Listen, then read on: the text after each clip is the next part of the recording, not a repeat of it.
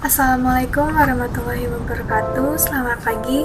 Perkenalkan, nama saya Nia Rahman. Saya dari Prodi MPP 1A dan nomor NIM saya adalah 213500249. Nah, di video kali ini saya akan menjabarkan beberapa poin dari tugas ujian tengah semester pada mata kuliah aplikasi komputer. Adapun poin-poin yang akan saya jelaskan, yang pertama yaitu tentang penjelasan dan contoh dari hardware dan software.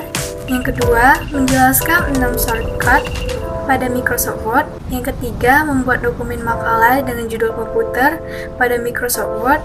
Dan yang keempat, yaitu membuat surat undangan dengan menggunakan fasilitas Mailmage. Dan selanjutnya, saya akan menjelaskan penjabaran dari beberapa poin yang saya sebutkan tadi. Yang pertama, ada hardware.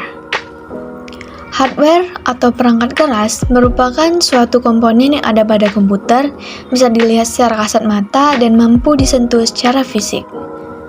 Kemudian, ada macam-macam atau contoh dari perangkat keras, yaitu yang pertama ada CPU atau Central Processing Unit, merupakan alat yang berfungsi sebagai pemroses data. CPU berisi rangkaian sirkuit yang menyimpan instruksi, inprosesan, dan penyimpanan data. Yang kedua, yaitu ada monitor, merupakan alat yang mampu menampilkan teks maupun gambar dari data yang sedang diproses dalam CPU. Yang ketiga, ada keyboard. Keyboard merupakan alat untuk memasukkan data maupun perintah ke CPU. Biasanya terdiri dari atas rangkaian huruf, angka, dan tombol fungsi lainnya. Yang keempat, ada mouse. Mouse merupakan alat bantu untuk memberikan perintah dalam proses data atau edit data. Yang kelima, ada printer. Printer merupakan alat yang produksi keluaran data atau output berbentuk cetak berupa teks maupun gambar atau grafik. Yang keenam, ada CD-ROM, alat tambahan atau alat peripheral yang mampu menyimpan dan menuliskan data dan program melalui media CD atau compact disc. Alat ini didesain mampu menuliskan dan membaca data atau program melalui sistem optik. Yang ketujuh, ada floppy disk. Floppy disk merupakan alat tambahan untuk menyimpan atau menuliskan ke dalam disket maupun sebaliknya. Ukuran umum digunakannya adalah ukuran 3,5 inci.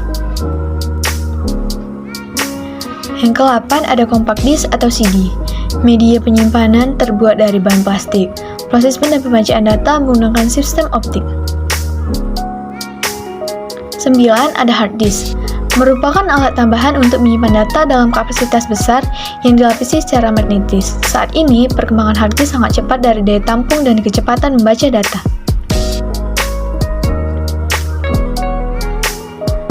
10, ada scanner. Scanner merupakan alat bantu untuk memasukkan data berupa gambar atau grafik dan mengubahnya ke dalam bentuk digital sehingga dapat diproses dan digabungkan dengan bentuk data yang berupa teks. Yang kedua, software. Software atau perangkat lunak merupakan kumpulan data elektronik yang disimpan dan diatur oleh komputer. Data elektronik yang disimpan di komputer bisa berupa program yang berguna untuk menjalankan suatu perintah. Macam-macam software atau perangkat lunak, yaitu yang pertama ada pengolahan kata atau word processor. Berfungsi untuk melakukan pengolahan data, yaitu pekerjaan yang berhubungan dengan naskah dan berbagai macam administrasi surat menyurat. Contohnya WordStar, Microsoft Word, AmiPro, dan WordPerfect. Yang kedua, pengolahan angka atau spreadsheet. Berfungsi untuk melakukan pekerjaan yang banyak berhubungan dengan angka-angka seperti penggunaan perhitungan, laporan keuangan, dan grafik. Contohnya Lotus 123, Quato Pro, Microsoft Excel, Symfony, SuperCalc. Yang ketiga, ada pengolahan data atau database. Berfungsi untuk melakukan pengolahan data. Data tersebut dapat berupa angka, kata, atau gabungan angka dan kata. Contohnya database, Workspace, Workflow, Clipper, dan Microsoft Access. Yang keempat, ada multimedia. Contoh aplikasi multimedia adalah Window, Audio Pro untuk memutar musik berformat MP3 atau CD audio. Kemudian Replayer Sync atau Jet Audio. Yang kelima, ada komunikasi dan internet. Untuk melakukan komunikasi antara dua komputer atau lebih, contohnya adalah uplink, PC Anywhere, Program Plus. Aplikasi internet yang umum digunakan adalah browsing, email, chatting, messenger seperti Internet Explorer, Opera, dan lain-lain. Yang keenam, pendidikan dan game. Software untuk membantu memahami suatu pembelajaran banyak dikemas dalam bentuk game dengan tujuan agar tidak membosankan. Contohnya adalah PC Globe, Bodyworks, Science Adventure, Reader Rabbit, dan lain-lain.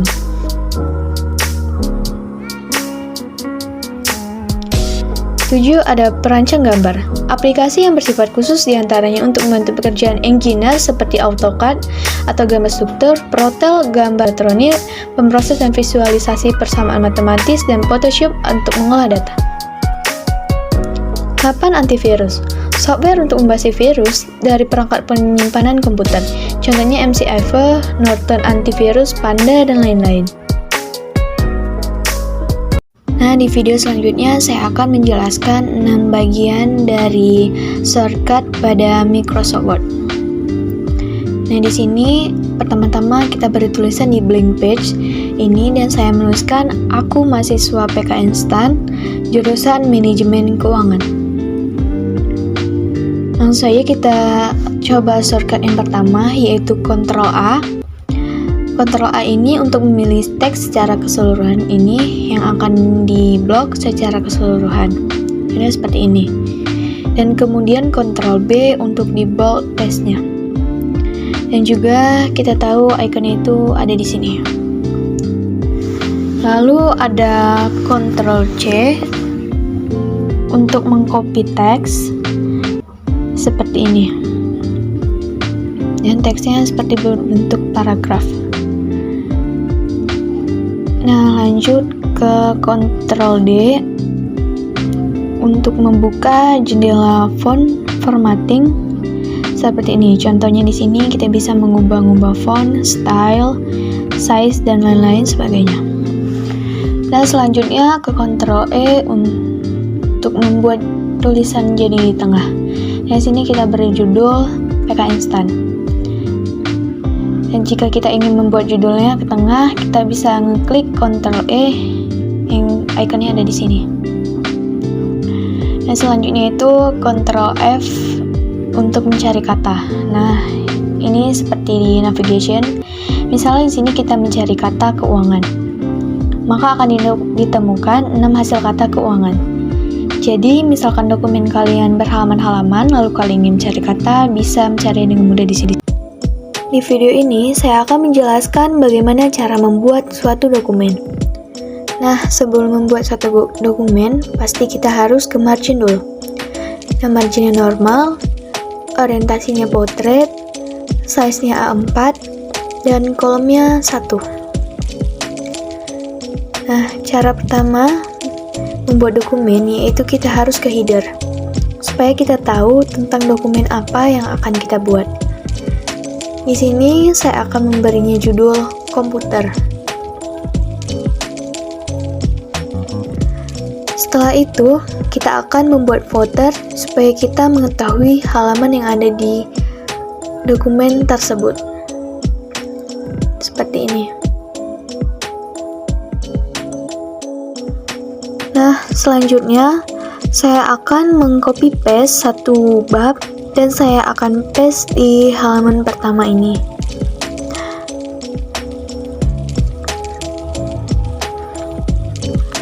Seperti ini. Lalu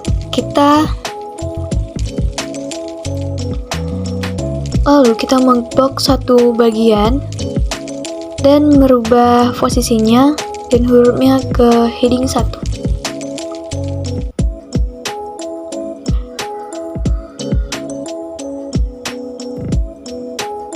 Nah, seperti itu.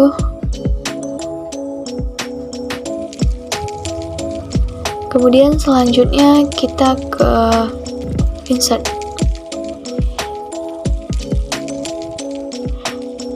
kemudian kita ke blank page. Nah, di blank page ini kita akan membuat daftar isi. Kemudian kita menuju reference, terus ke table of content. Nah, di daftar isi ini kita memilih yang otomatis. Karena di sini kita memilih yang otomatis, maka di daftar isi ini sudah tersusun secara otomatis dari isi dokumen dan page yang kita buat.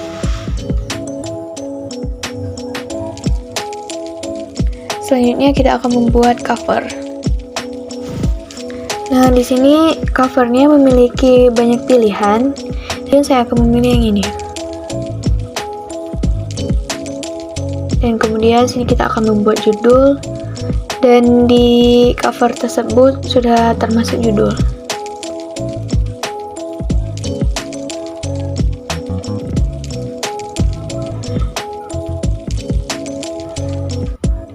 Dan untuk selanjutnya, kita akan membuat tabel.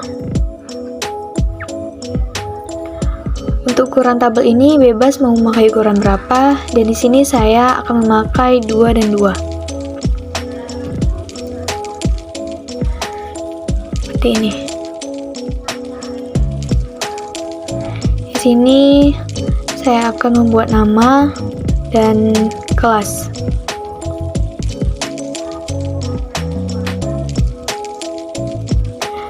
Namanya itu saya buat contohnya Alamsyah, dan kelasnya itu MPP 1A.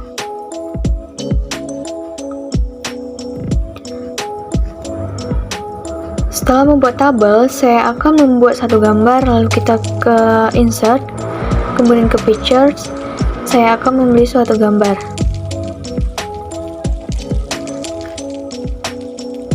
Nah, contohnya seperti ini.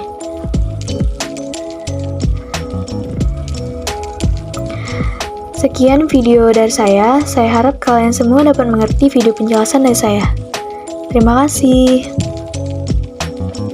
Nah, di video selanjutnya saya akan membuat surat undangan menggunakan fasilitas mail merge. Contoh undangan yang saya ambil ini, saya ambil dari Google. Kemudian kita ke mailings, kemudian menuju start mail merge, dan seterusnya kita klik step by step. Nah, oke, setelah itu kita klik step by step, kemudian ke next public, in document, dan klik use the current document. Dan selanjutnya kita ke next selection, dan setelah itu kita buka dulu data di Excel yang sudah saya buat 1 sampai dengan 11 dengan nomor lampiran, nama dan alamat. Lalu kita klik select difference. Lalu kita pilih file yang sudah kita buat sebelumnya.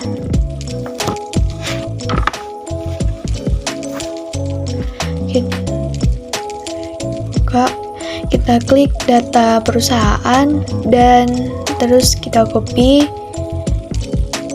Lalu kita sort ke nomor lampiran, kita klik OK, dan selanjutnya the next text, selanjutnya ke more item, nama, lalu insert, lalu kita close, lalu kita ke step 5, yaitu kita periksa satu persatu teksnya.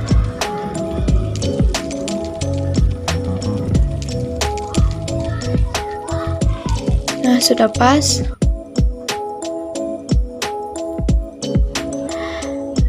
Demikian surat undangan rapat yang sudah saya buat menggunakan fasilitas mail merge. Apabila ada kesalahan, saya mohon maaf. Terima kasih.